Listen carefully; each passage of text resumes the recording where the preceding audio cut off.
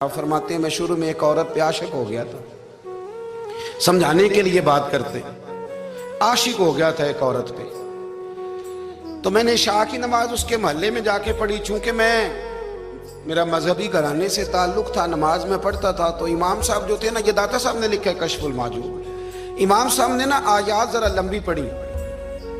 तो मेरे दिल में ख्याल आया कि मौलाना आप तो फारिग हैं, तो हमें तो और भी काम है। तो कहते हैं नमाज से फारिग होकर मैं उसके घर के चक्कर लगाता था, सारी रात घूमता रहता था। वो चंद लम्हों के लिए छत पे आती थी, दो एक बात करती थी, चली जाती थी।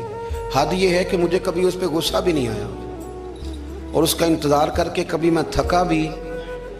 ये दाता साहब लिख रहे हैं। हज़रत अब्दुल्लाह इब्न मुबारक फरमाते हैं एक रात में गया, इसी तरह मैंने नमाज पढ़ी, फिर मैं उसके घर गया। मैं सारी रात, सर्दियों की ठंडी रात, 11-12 घंटे उसके घर का तवाफ करता रहा, माज़अल्लाह चक्कर लगाता रहा।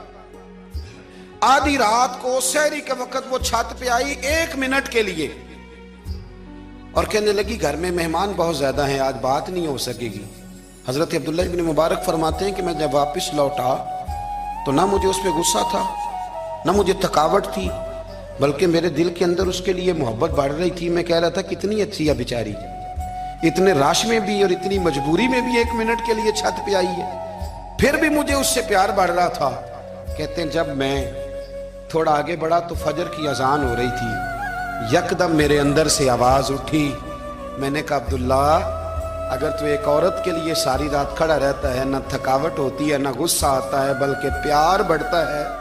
अगर औरत के लिए बंदा खड़ा रह सकता है तो रब रसूल के लिए भी खड़ा रह सकता है। फिर तरावी पढ़ना कोई इतना मुश्किल काम नहीं है, फिर तहज्जुद के लिए उठना कोई मुश्किल काम नहीं है। शर्त यह है कि प्यार हो जाए। एक औरत के लिए अगर ये सारा कुछ हो सकता है तो अल्लाह रसूल के लिए भी हो सकते हैं। फरमाते हैं मैंने तौबा कर ली, और फिर मेरा हाल ये है कि वो तौबा की, और फिर 60 साल गुजर गए, सारी रात मुसल्ले पे खड़ा रहता हूं, मुझे कभी थकावट नहीं हुई।